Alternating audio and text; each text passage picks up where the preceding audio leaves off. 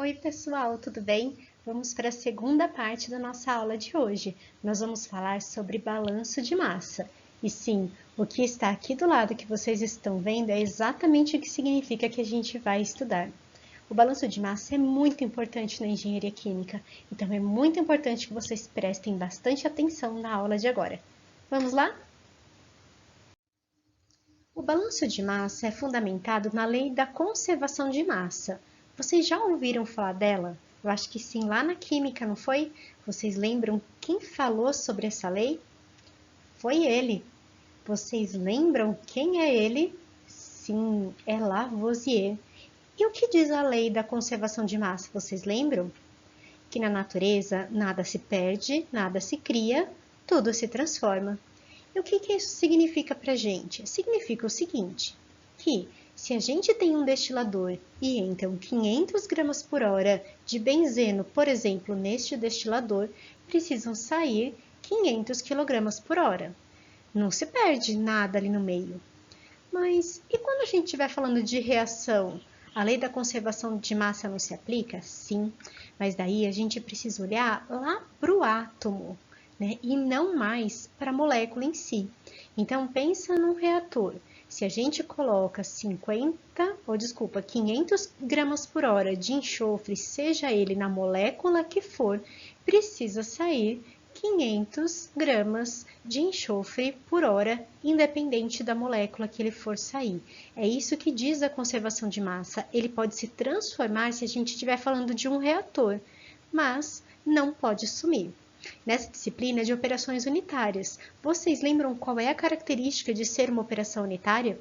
Que não vai haver reação. Então, o nosso foco nessa disciplina, na aula de hoje, vai ser o balanço de massa em equipamentos que não ocorram reação. Tá bom? Bom, mas e se de repente vocês mediram, por exemplo, um fluxo de metano na entrada e na saída de um equipamento e eles forem diferentes? O que será que aconteceu? A gente tem um desequilíbrio no sistema? Vamos analisar algumas coisas que podem ter acontecido? Bom, primeiro, a gente tem esse composto sendo produzido ou consumido dentro da unidade. Não é mais uma operação unitária, é uma reação. Então, se a gente colocou metano, não está saindo metano, a quantidade que a gente previa, mas está saindo carbono e está saindo hidrogênio na quantidade que foi alimentado. Pode estar havendo um acúmulo dele lá dentro. Então, por exemplo, a gente não mexeu adequadamente, não teve uma agitação adequada, então teve zonas mortas ali dentro, ou então a gente tem algum tipo de membrana que absorveu aquilo, ou um tipo de líquido que absorveu esse composto, então ele ficou acumulado dentro da nossa unidade. Pode haver vazamento, sim, e é uma maneira da gente checar se há vazamento ou a gente mediu errado. Pode acontecer também, um equipamento está descalibrado, alguma coisa assim. Então, se não for igual a entrada e a saída, não houver conservação, pode estar havendo uma dessas 4 possibilidades, tá bom? E como a gente escreve matematicamente a lei da conservação de massa? Vamos primeiro refletir o que a gente viu. A lei da conservação de massa diz que o que entra precisa ser igual ao que sai. Mas nós vimos anteriormente que tem algumas possibilidades que isso não acontece. Vamos tirar a parte de medida errada e a parte de vazamento. Nós vimos que pode haver consumo ou produção de um material lá dentro, ou então acúmulo dele. Então, tudo isso precisa ser considerado na nossa equação geral do balanço de massa.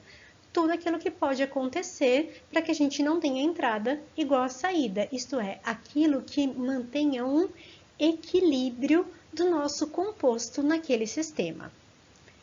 Vamos escrever primeiro a massa que entra menos a massa que sai, mais aquilo que foi consumido ou produzido vai ser igual ao acúmulo lá dentro. Calma, vamos explicar tudo isso. Primeiro eu quero chamar a atenção para o consumo ou produção. Quando um composto ele é consumido, a gente tem na equação ali um valor negativo, porque ele é retirado do meio. E se ele é produzido, o valor é positivo, porque ele é colocado no meio, tá bom? Essa é a parte que a gente tem, por exemplo, de uma reação. Vamos pensar, eu gosto muito deste exemplo, que é a parte da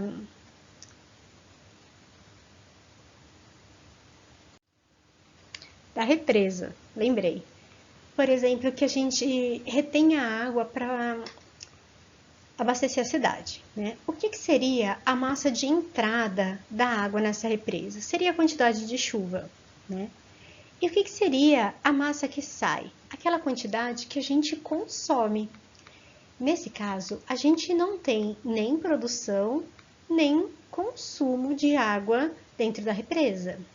Mas a gente pode ter o acúmulo. Como?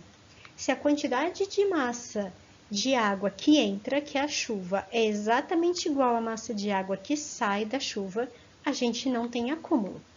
Mas, se chove mais do que a gente consome da represa, esse acúmulo é positivo, sobe o nível do reservatório. E se a gente estiver consumindo mais do que chove, o nosso acúmulo é negativo, diminui com o tempo a quantidade do reservatório. Eu acho que esse é um exemplo fantástico para a gente trabalhar em balanço de massa. Choveu, entra, consumir, retiro, não tem nem produção nem consumo de água lá na represa, mas eu posso ter acúmulo. E cá entre nós, é melhor que a gente tenha um acúmulo positivo nesse caso, não é verdade? Então, vamos escrever agora em linguagem matemática. ME é a massa que entra, MS é a massa que sai. O R eu coloquei a taxa, que é uma taxa de consumo-produção. Lembrando, consumo é negativo, produção é positiva. E o acúmulo também tem sinal. Se essa quantidade diminui com o tempo, nós temos um acúmulo com sinal negativo na frente. E se esse acúmulo aumenta com o tempo, nós temos um sinal positivo na frente dele. Vamos aplicar então a equação geral do balanço de massa para diferentes tipos de processos químicos. Mas para isso a gente precisa saber quais são esses processos químicos. Eles podem ser classificados de maneira geral de 3 maneiras: um processo batelada, um processo contínuo e um processo semicontínuo. E como é que eles são? O batelada é tipo a nossa máquina de lavar. Você coloca a água, ela vai lá, lava, coloca água e sabão, ela lava e depois retira no final. Isso é um processo batelada. Durante o processo de lavagem não há entrada nem saída de água. No processo contínuo, a gente tem o tempo todo entrada e o tempo todo saída, como o nosso trocador de calor, que vocês lembram que a gente estudou no semestre passado? Então, entra o tempo todo um fluido quente, sai o tempo todo um fluido quente. Entra o tempo todo um fluido frio e sai o tempo todo um fluido frio. E o semicontínuo é a mistura desses dois. É um processo que a gente tem tanto equipamentos em batelada como equipamentos contínuos. E a gente precisa estudar esse processo considerando os gargalos que a gente tem a partir desses equipamentos.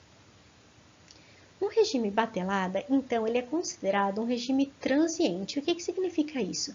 Que ao longo do tempo a gente tem mudança em qualquer variável do processo, seja concentração, temperatura, pressão, vazão, tudo, qualquer coisa muda ao longo do tempo. Eu tenho um processo transiente.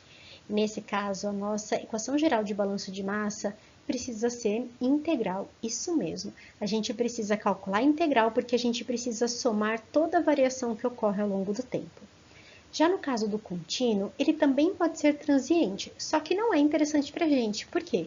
Porque num processo a gente precisa garantir a qualidade, que sempre vai sair a mesma condição ao longo do tempo. Então, a gente procura um processo estacionário. Então, sempre que a gente estiver trabalhando com um processo contínuo, a gente vai ajustar para que ele seja estacionário ou permanente também.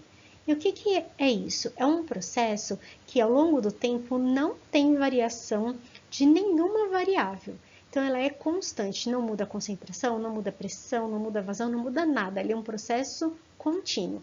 E o balanço de massa é um balanço de massa mais simples, ele é um balanço de massa diferencial que a gente soma, né, diretamente eles.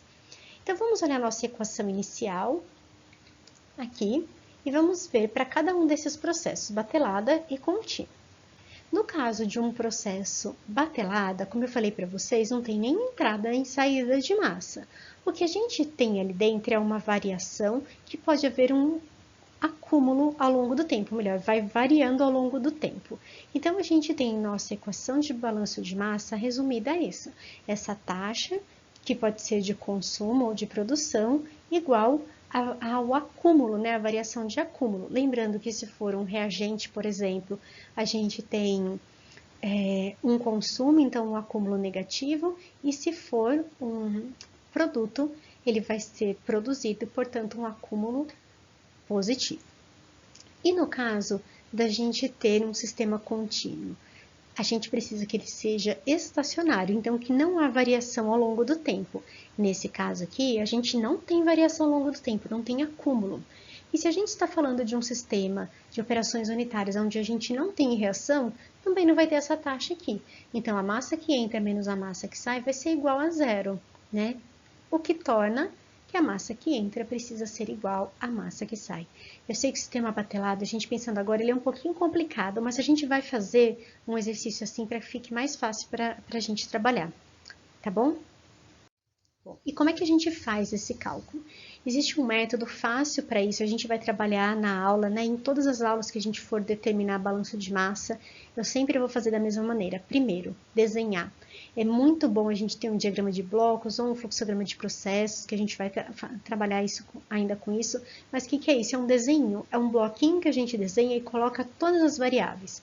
A gente descreve o que é aquilo dentro do quadradinho, coloca o que está entrando, o que está saindo, rotula tudo, dá nomes com letras, dá nomes com números, numera corrente, tudo que a gente puder fazer para facilitar a nossa identificação na hora que a gente estiver fazendo conta, tá bom? Muito importante sempre a gente numerar as correntes e dar nome às nossas espécies para que a gente consiga identificar. Eu coloquei aqui um exemplo de um fluxograma de blocos, né, que tem um só no caso, que é uma câmara de combustão, indicando para vocês as correntes. Então, o que eu faria? Como que eu faria a classificação dela? Deixa eu pegar um lapisinho aqui. Eu tenho aqui a nossa câmara, né? Coloquei a câmara de combustão e tenho duas correntes de entradas. Vou chamar o combustível, o 2 a de ar e o 3 o de produtos. E depois eu vou nomear quais são os produtos que eu tenho. Por exemplo, o C é o combustível, o A é o ar e o P é produtos. Então, a gente vai nomeando as nossas correntes. E aqui a gente vai colocar frações. Sim, a gente vai trabalhar com frações. Eu vou definir aqui rapidamente o que é uma fração, mas a gente vai trabalhar em sala, tá bom? O que significa uma fração? Vamos supor que eu tenho 10 laranjas, 20 maçãs e 15 limões. Laranja, maçã e limão. Qual que é a fração de laranja nessa quantidade total aqui? Então, a gente soma, dá 5, 2, 3, 4, 45. O total de frutas que eu tenho é 45. Então, a fração de laranja vai ser a quantidade de laranja pela quantidade total. Isto é fração. Tá bom? Eu vou trabalhar esse conceito bastante em sala de aula com vocês, porque ele é muito importante. Eu sei, professora, a gente viu isso semestre passado. Sim, vocês viram. Então, busca lá na memória do material do semestre passado, porque a gente vai trabalhar muito com fração. Eu espero que vocês tenham gostado. Eu vejo vocês lá na aula.